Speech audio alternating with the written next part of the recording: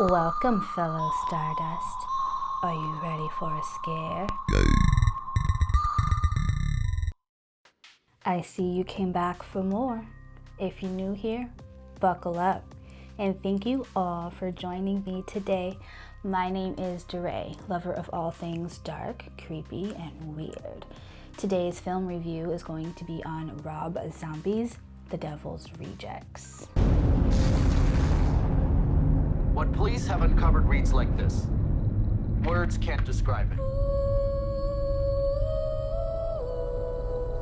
We here, we are playing on a level that most will never see. You're gonna start the killing. You best start it right here.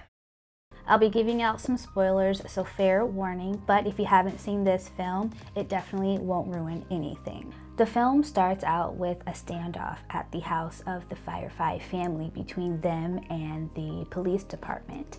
Baby and Otis are able to get away and later meet up with Baby's father, Captain Spaulding.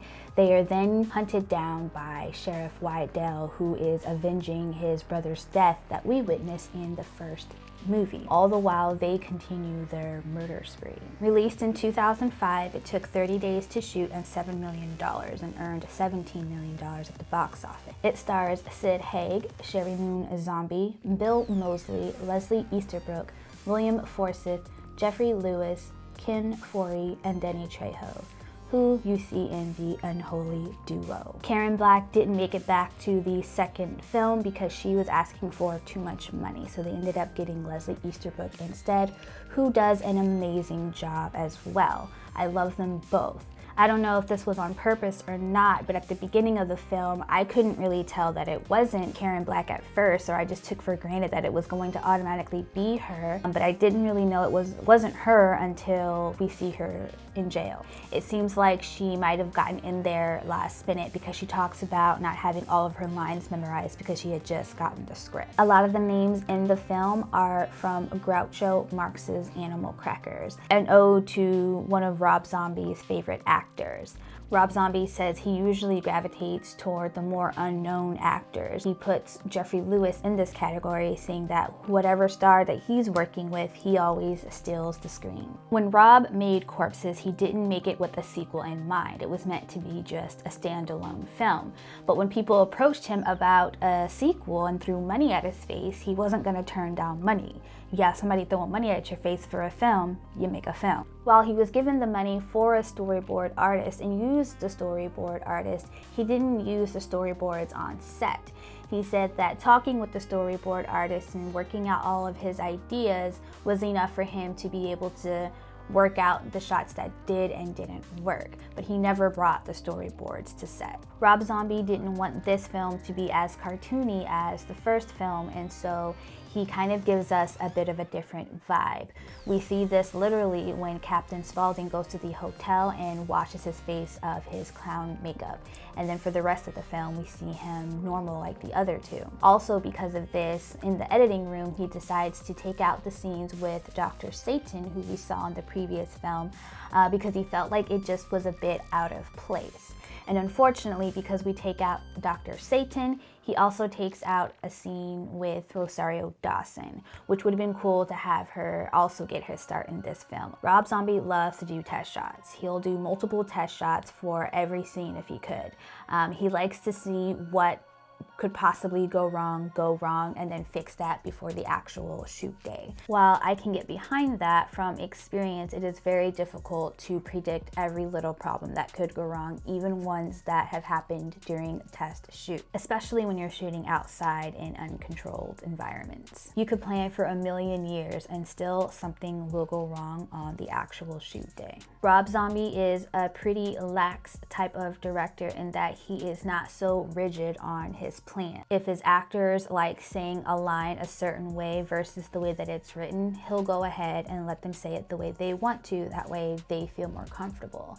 Same with wardrobe. If he has a specific hat in mind for them, but they feel better in a different hat, he's gonna go ahead and let them wear that hat because they're going to feel and act much better. He's not so stuck on sticking to the plans and not being malleable. He's all about making it a collaborative effort. His favorite location is Captain Spaulding's home, which he found by accident when they were driving to another location to scout. It was an abandoned home that was being worked on, but they couldn't get water to it, so they left it. They didn't touch it, they just left everything as is, so how you see it in the film was how they found it. And behind it was also an abandoned chicken farm, and they also abandoned their chickens, and so they could see all the chicken carcasses there, and he thought it was perfect. This one is a bit more difficult to watch than Corpses because it's a little bit more personal, it's a little bit more real.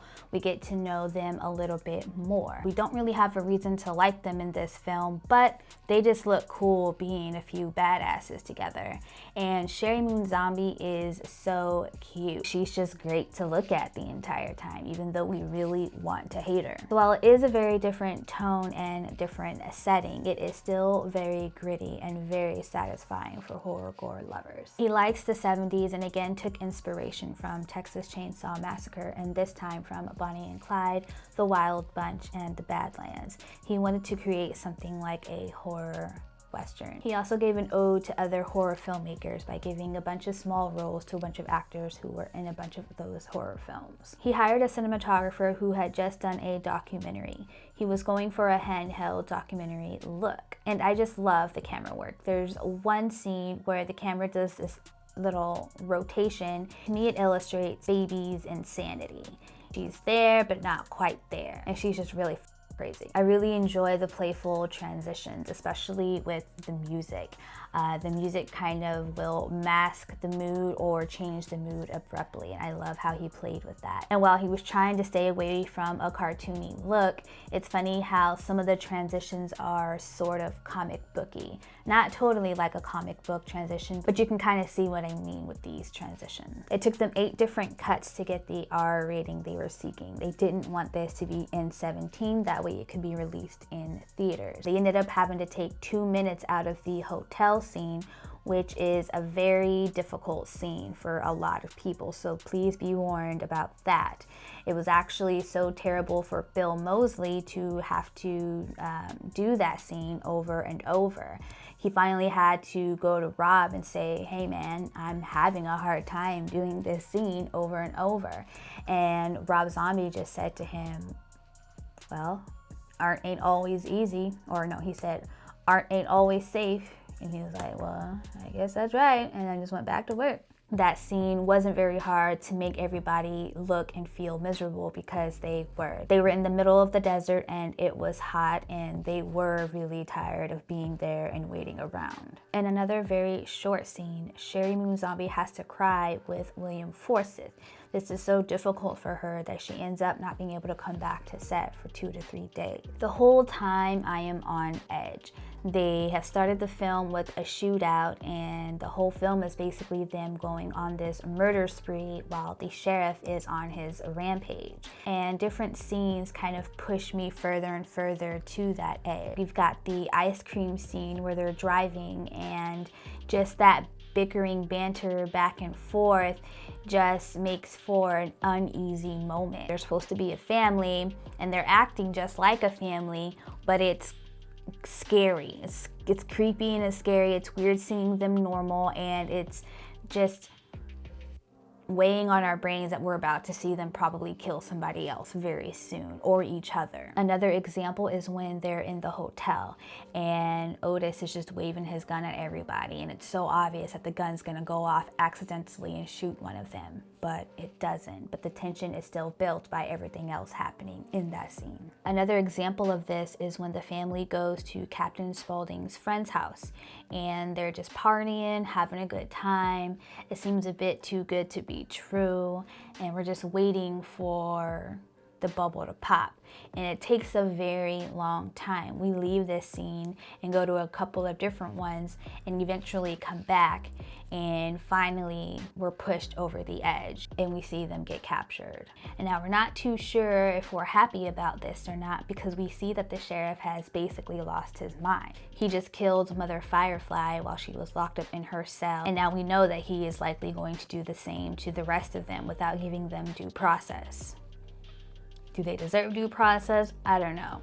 Is it his decision to make? Definitely not. Now we're pushed even further to the edge. What in the world is he going to do with them? If you're unsure of just how gory this is, or if you're able to make it through the entire thing, I think the very first scene will let you know that. It is disturbingly haunting. You see Tiny dragging a naked dead body through the woods as if it's just another Sunday morning. It's the perfect start to this gory ride. Who else enjoyed the return of Otis's brilliant mask-making skills? I was so happy to see it and loved the roadkill scene. By far one of the best I've ever seen. The scariest thing to me in this film, though, is Sid's teeth. They are disgusting, and I cannot take my eyes off of them every time he is on screen. There's a reference to the Manson family with a quote that says, "I am the devil, I'm here to do the devil's work." The original quote is, "I'm the devil, I'm here to do the devil's business."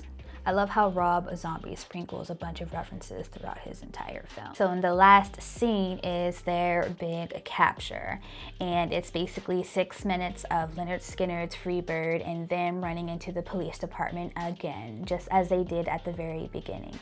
We've kind of come full circle again. And like just a few scenes before, this is also in slow motion. In this second capture, we're kind of rooting for them a little bit more than we previously were. The sheriff attempted to murder them inhumanely, and when they freed themselves, we kind of were rooting for them. And now they're back into the same situation, and we kind of want to see them break free just one last time. Or maybe that's just me because I wanted a third film. Overall, I give this one 4.5 rainbow skulls out of 5. I like this one and the first one equally. Most people will say they like this one way more, but for me, I liked the creativity in the first one and I liked the story in the second one. Well, thank you again for joining me today. I hope I see you again tomorrow. I'll be showing you how I did these nails while talking about the Jonestown Massacre. If you liked this video, please hit the like button and share. And if you want to join the Rainbow Fright Freight Train, go ahead and hit that subscribe button along with the notification bell. That way you'll get notified every Thursday and Friday when I post more videos like this. All right, y'all. Peace.